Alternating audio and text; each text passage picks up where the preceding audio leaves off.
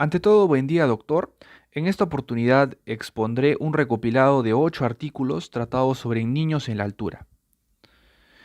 Como primer tema es anemia en niños de gran altitud, en el cual podemos hablar que la OMS define anemia a los valores inferiores a 11 gramos por decilitro para los niños menores de 6 años. Entonces, al revisar este artículo sobre anemia en niños a gran altitud, se obtuvo que la hipoxia hipovárica, como podemos ver aquí, es el determinante más fuerte de los niveles de hemoglobina. Entonces, ya que habrá una estimulación y producción y liberación de lo que es la eritropoyetina, y a esta eritropoyetina aumentará el número de glóbulos rojos y por lo tanto su capacidad de transportar oxígeno. Con eso podemos decir que los niveles de hemoglobina en grandes alturas está aumentado y por ello se debe llevar a un reajuste si se quiere determinar si un niño en la altura tiene anemia. Para eso se usa la corrección de la OMS y del Centro para el Control y Prevención de Enfermedades, la CDC, el cual se explica en este gráfico, ¿no? En esta figura, en la que podemos ver que el valor 11, que podemos ver aquí, es la brecha entre anemia y no anemia. Y este valor irá aumentando, como podemos ver en la línea roja, haciendo una curva con concavidad positiva mientras aumenta la altitud, ¿no? Como podemos ver aquí en la parte inferior del gráfico. Pero si corregimos estos valores para la altitud correspondiente, según la OMS y la CDC, graficado o representado por la línea azul, eh, hará una concavidad negativa que se hará más marcada en relación a la altitud. Mientras más alto esta línea se irá acentuando aún más. Entonces aquí podemos determinar, por ejemplo, que un niño que esté, digamos, a 4000 metros sobre el nivel del mar, que tenga 14 gramos por decilitro de hemoglobina, con el reajuste de la OMS y la CDC, pues este niño estaría en 10.5 gramos por decilitro y por ende tendría un diagnóstico de anemia. Entonces de esta manera serviría el ajuste.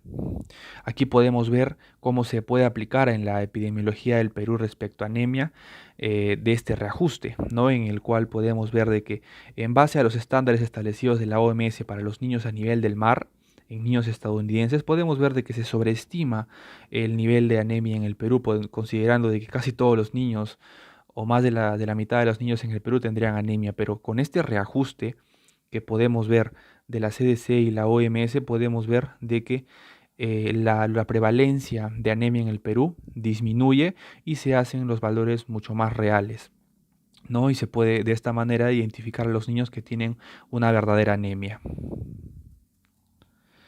En cuanto a el segundo tema, que es la saturación de oxígeno, podemos hablar de que la saturación de oxígeno a gran altitud se encuentra elevada en los bebés y en los niños, pero que esto se va normalizando al crecer, porque al disminuir la presión pulmonar durante la infancia causa un aumento gradual de la saturación de oxígeno, ¿no? Además, podemos ver de esta manera de que se observa una notable diferencia en la saturación de oxígeno entre los estados de vigilia, como podemos ver, por ejemplo, en esta imagen, en donde en niños de 6 a 10 meses, de 4 a 10 años y de 13 a 17 años podemos ver lo siguiente. Por ejemplo, en lo que es el sueño y vigilia, en el sueño presenta un valor de 88% de saturación de oxígeno y en la vigilia de 94%, es decir, hay una diferencia del 6%, ¿no? Y conforme va creciendo, esta diferencia entre sueño y vigilia se va acortando.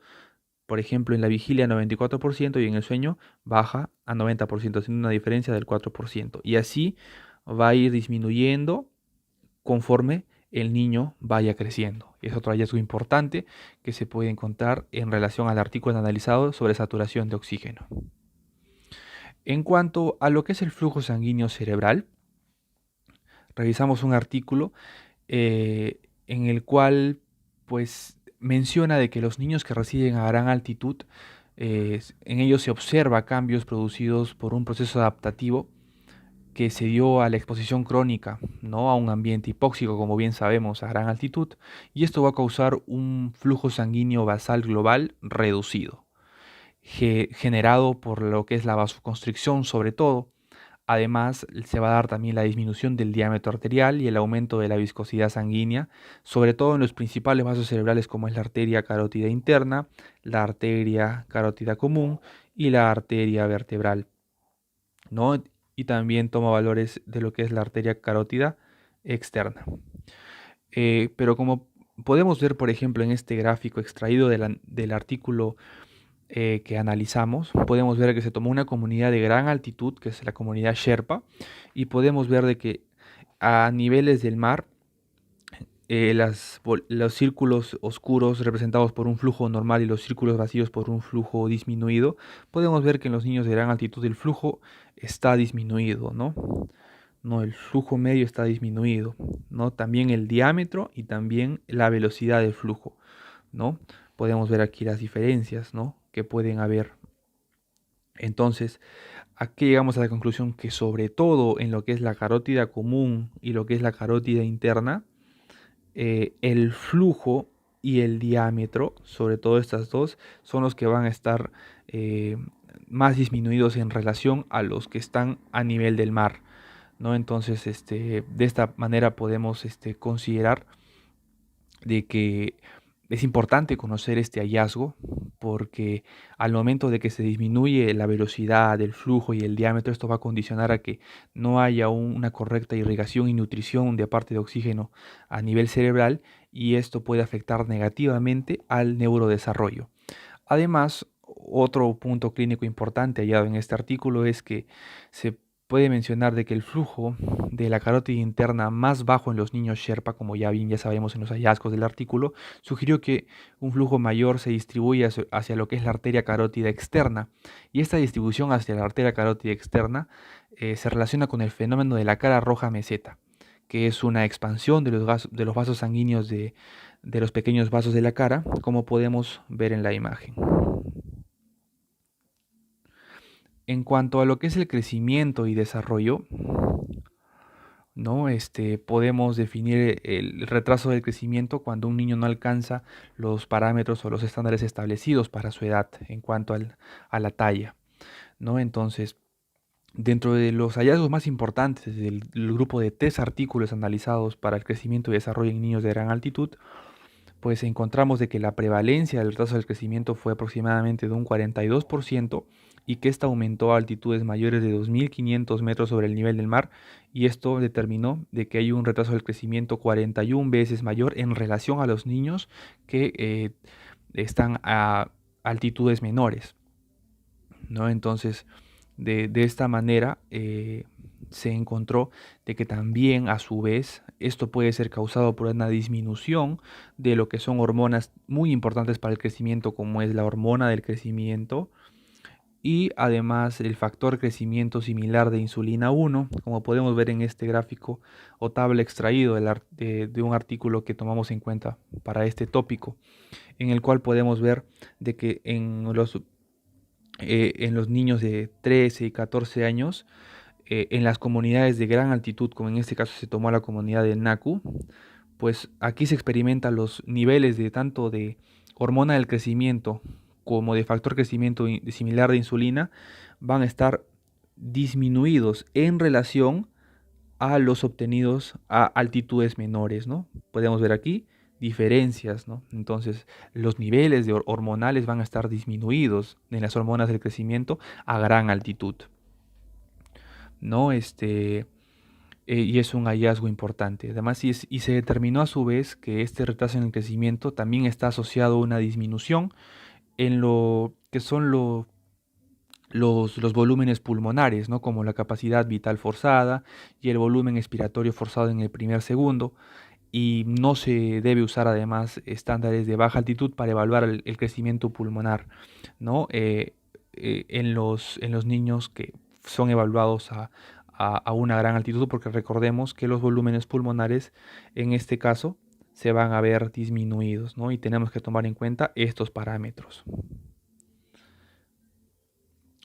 Por otra parte, vamos a hablar de lo que es el síndrome de apnea obstructiva del sueño y lo que es el apnea central del sueño en los niños de gran altitud, ¿no? En el cual analizamos un artículo en lo cual es importante primero definir qué es un apnea obstructiva del sueño, en el cual el índice de apnea hipopnea obstructiva cuando va de 0 a 1.9 eventos no se considera SAOS, pero cuando ya va de 2 a 4.9 se considera un SAOS leve, y cuando va de 5 a más es un SAOS moderado grave.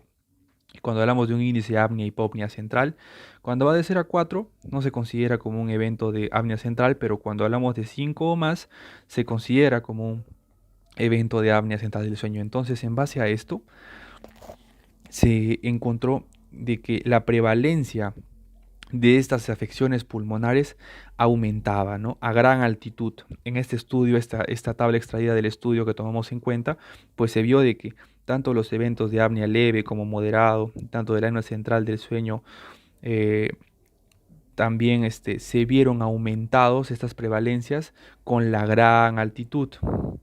Entonces, los niños que experimentan este tipo de patologías incrementaban sus exacerbaciones a gran altitud, ¿no? Obviamente por las condiciones de la baja presión de oxígeno y también por la experimentación de la baja saturación de oxígeno que se presentan a lo que son grandes altitudes. Son los datos más importantes extraídos de este artículo. Y por último, lo que es el edema pulmonar de altura en niños, en donde podemos mencionar de que el JAPE o edema pulmonar de altura es un edema no cardiogénico, no infeccioso, no inflamatorio, altamente o potencialmente mortal, que se experimenta en el primer o segundo día de un ascenso mayor a los 2.500 metros sobre el nivel del mar, ¿no? Y que podemos encontrar aquí tres escenarios. El primer escenario es el JAPE clásico, ¿no? El cual estamos hablando de un niño que se encuentra a altitudes bajas y que hace un ascenso mayor a 2.500 metros. El segundo escenario es el JAPE de reentrada, un niño que vive a gran altitud y que viaja a altitudes más bajas por 1 o 2 días, y cuando retorna a donde vivía, que es a gran altitud, en ese momento experimenta el JAPE, en el retorno a gran altitud. Y otro tercer escenario, que es raro, pero que se presenta, que es el JARPE, que es cuando un niño que reside a gran altitud no experimenta ni un descenso ni un ascenso, no experimenta ninguno de ellos. Y así, de esta manera, se produce el JAPE a gran altitud sin experimentar ningún tipo de variación en las altitudes en los últimos días, ¿no? Entonces, esos son los tres escenarios que podemos ver respecto a los episodios de JAPE. Entonces, para el diagnóstico se va a tomar en cuenta los criterios de Lake-Lewis, ¿no? Que podemos ver en esta tabla, en el cual el primer criterio es que el niño haya sufrido un aumento reciente mayor a 2.500 metros sobre el nivel del mar o mayor a 8.000 pies, como primer criterio, o tomar los criterios de los síntomas típicos, ¿no? Considerando el diagnóstico clínico cuando hay al menos 2 de los 4 síntomas típicos, ¿no? Como es disnea, podemos hablar disnea, tos, debilidad o disminución del rendimiento al ejercicio, o también opresión. Si alguno de estos 4 se encuentran, perdón, 2 de estos 4 se encuentran, podemos dar un criterio en los síntomas positivo. Y por otra parte, si encontramos 2 de los 4 siguientes signos, como son los crepitantes o sibilantes, cianosis, taquipnia o taquicardia, si encontramos 2 de estos signos, esto se suma a que también se puede considerar como un diagnóstico de JAPE. Pero la mejor forma de comprobar, aparte de los criterios clínicos que ya observamos, definitivamente son las imágenes, en los cuales se le pide al paciente una radiografía de tórax, preferentemente posterior anterior, en la cual se va a observar un patrón algodonoso, ¿no? Como podemos ver en esta radiografía. O si es que no se tiene la oportunidad de una radiografía, pues la alternativa vendría a ser la ecografía pulmonar, en donde se va a observar este hallazgo que es lo que son los cometas pulmonares, ¿no? Como podemos ver aquí en lo que estoy resaltando, que es un hallazgo muy importante que indica un edema intraparenquimatoso a nivel ecográfico, ¿no? Entonces podemos tomar en cuenta estas dos opciones diagnósticas de forma imagenológica, la radiografía y la ecografía para esto.